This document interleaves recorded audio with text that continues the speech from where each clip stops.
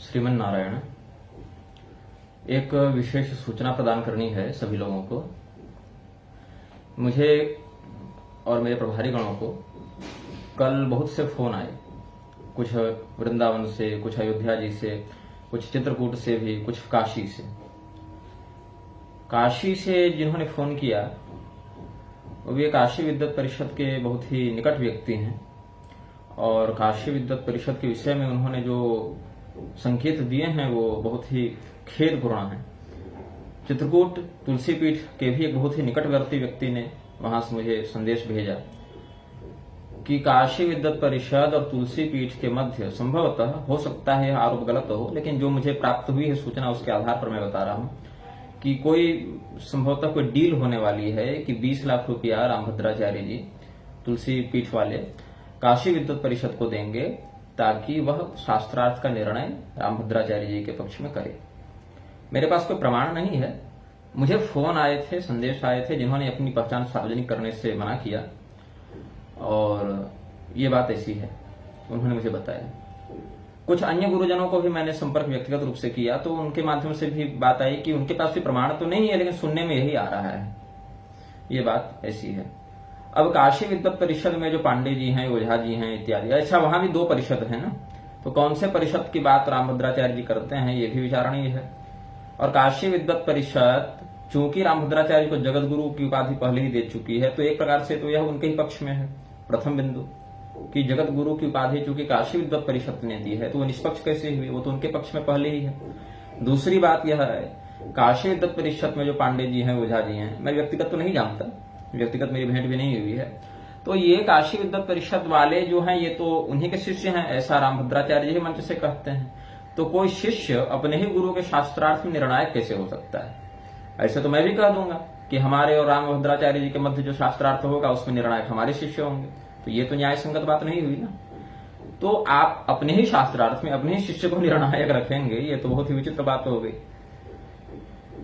तो निर्णायक जो हैं वो निष्पक्ष होने चाहिए। काशी विद्वत परिषद की निष्पक्षता तो मुझे नहीं दिख रही, क्योंकि ओझा जी, पांडे जी इत्यादि को तो आपने अपना ही शिष्य बताया है, चकाचक चले हैं आपने कहा।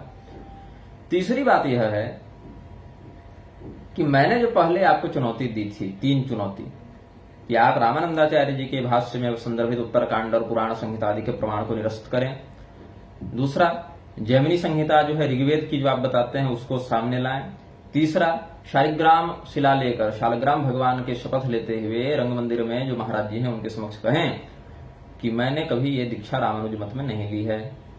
लेकिन इसका तो कोई उत्तर ना आपने दिया ना आपके शिष्यगणों ने दिया, उल्टे धमकी तो आती ही रहती है। मां के दूध की तो चुनौती देने में आप लोग निपुण हैं ही।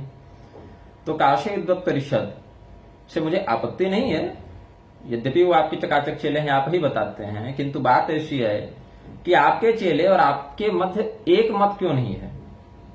आप कहते हैं सीता निर्वासन नहीं होगा, सीता निर्वासन की घटना प्रक्षिप्त है, गलत है, मिलावटी है, ऐसी कोई घटना नहीं घटित हुई।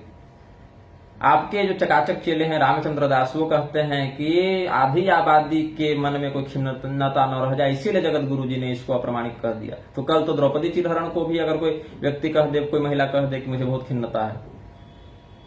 अच्छा, मुझे कई स्त्रियों ने यह भी फोन करके कहा, मैसेज में भी कहा कि जैसे भगवान श्री रामचंद्र जी ने अपने पिता के वचन की मान रखते हुए वनगमन किया, निर्दोष होते हुए भी, और इससे किसी को कष्ट नहीं आज के जमाने में, अपितु भगवान के ही कीर्ति की वृद्धि हुई, मर्यादा की रक्षा हुई, वैसे ही भगवती सीता जी ने भी भगवान के वचन का मान रखने के लिए, पति देवता के वचन का मान रखने के लिए, पारतंत्र प्रकाशनार्थम, तो जो श्री वचन भूषण लोकाचार्य स्वामी जी कहे हैं, पारतंत्र प्रकाशनार्थम, तो उसके ही लिए भगवती ने यह बलिदान दिया। इससे उनके स्वभाव में या शील में या किसी प्रकार के कीर्ति में कलंक नहीं लगा, अपितु उनकी वृद्धि ही हुई।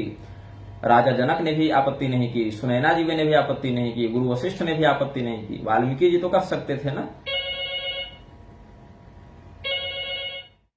फोन अभी भी आ रहे हैं कि महाराज जी थोड़ा सतर्क रहिएगा। अब क्या बताऊं मैं लोगों को, फोन तो अभी भी आ ही रहे हैं मेरे पास। सतर्क रहूंगा। एक तो नारायण की कृपा से भगवती की गोद में खेलते हैं हम लोग। खैर, तो मैं क्या कह रहा था, ये फोन के कारण वीडियो बीच में बाधित हो गया। मैं ये कह रहा था आपको कि जो रामभद्राचार्य जी हैं वो क्या कहते हैं, सीता निर्वासन नहीं हुआ। उन्हीं के चकाचक चेले बागेश्वर धाम सरकार मंच से यह प्रवचन में कहे हैं कि भगवान ने लोक मर्यादा राजधर्म की रक्षा के लिए न्यायोचित व्यवहार की सिद्धि के लिए भगवती का जो है सो सीता वनवास का उन्होंने वो प्रसंग किया, वो लीला की, ये उन्होंने मंच से कहा है। तो आपके वाणी और आपके चेले की वाणी तो मिल नहीं रही।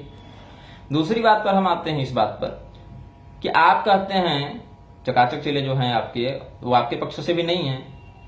मैंने तो कहा है कि आपके चेले भी यदि शास्त्रार्थ करने आते हैं तो शर्त तो वही रहेगी हमारी। तो चेलों ने भी जो है सो पीछे हाथ खींचना शुरू कर दिया है। आप लिखते हैं अथवा शब्दानुशासनम भगवान पाणिनि का मंगल सूत्र है, वो वृद्धिरादेश को आप नहीं मानते ना, आप तो अथवा शब्दानुशासनम को मानते हैं अपने ग्रंथों में, वह पाणिनि भगवान का प्रथम सूत्र है। आप ही के चकाचक चेले, आप ही के बताए अनुसार पांडे जी जो हैं, रमाकांत पांडे जी, उनका यह मानना नहीं है। वो तो मानते हैं कि नहीं, ये तो उद्बोधिका है पतंजलि भगवान की, जैसे जो हम लोग शीर्षक देते हैं अथवा प्रथमोध्याय द्वितीयोध्याय, इस प्रकार से जो उद्बोधिका है प्रसंग की, वह अथवा शब्दानुशासन से लक्षित हुई है वहां पर, ये तो सूत्र नहीं है। लेकिन आपको सूत्र मानना है, तो यहां भी आपके और आपके चेले एक दूसरे से भिड़ गए। आप तो आपके चेले से मतभेद हो जा रहा है, मैं देख रहा हूं। ओझा जी की जो आपने चर्चा की, ओझा जी स्वयं कहते हैं कि क्या पढ़ा दिया हमको रामभद्राचार्य जी ने। रामभद्राचार्य जी ने तो कभी मुझे कुछ नहीं पढ़ाया, लेकिन क्यों मेरा नाम ले लेते हैं अपने शिष्यों में, पता नहीं।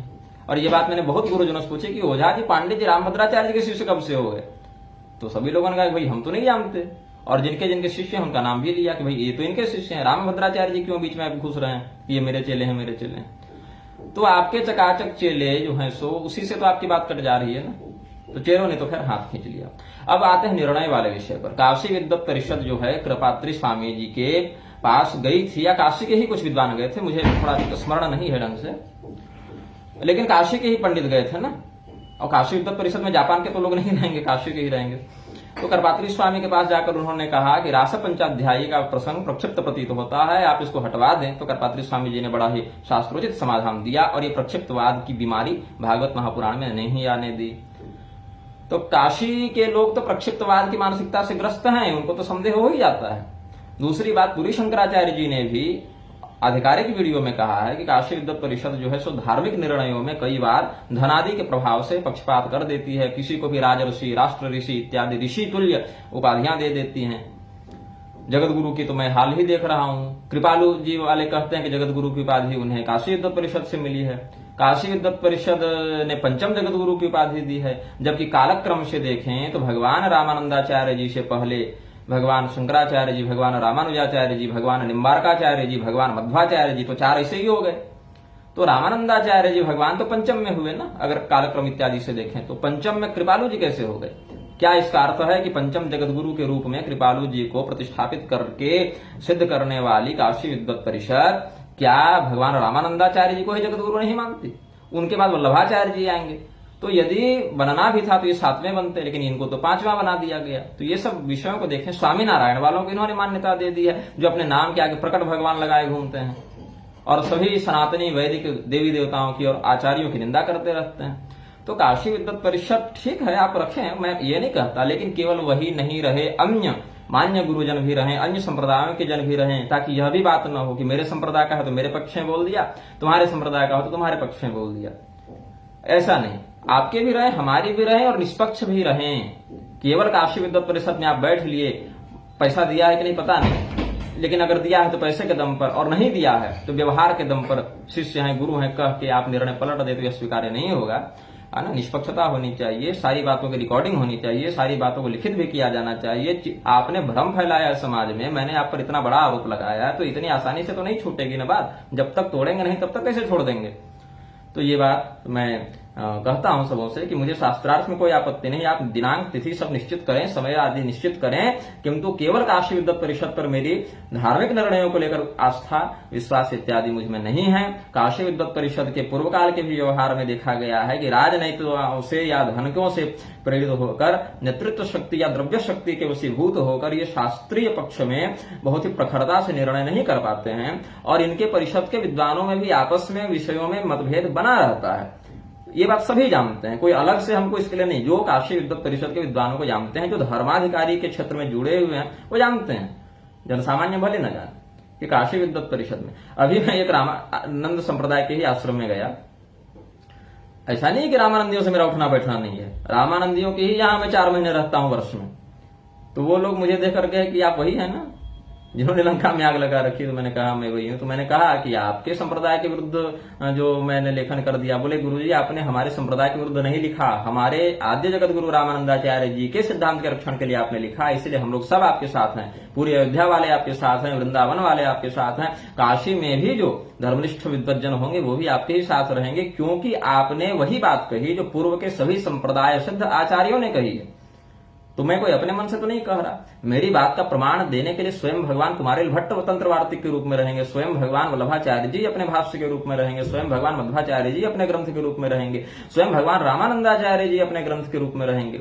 जो इनके चकाचक चेले मुझे धमकी देते हैं कि रामानंदाचार्य जी के संप्रदाय की मैं हानि कर रहा हूं, रामभद्राचार्य जी एकदम सर्वोत्तम जगत गुरु हैं, उनको समझना चाहिए कि रामानंदाचार्य जी ने अपने भाष्य में उत्तरकांड से, पुराणों से, संहिताओं से भर भर टोकरी प्रमाण दिए हैं। और गिरधर मिश्र क्या कहते हैं, रामभद्राचार्य क्या कहते हैं कि मैं उत्तरकांड को नहीं मानता, यह पूर्णतः प्रक्षिप्त है, मैं पुराणों और संहिताओं को प्रमाण कोटि में नहीं गिनता, तुम कितने भी श्लोक ले आओ मैं नहीं गिनूंगा।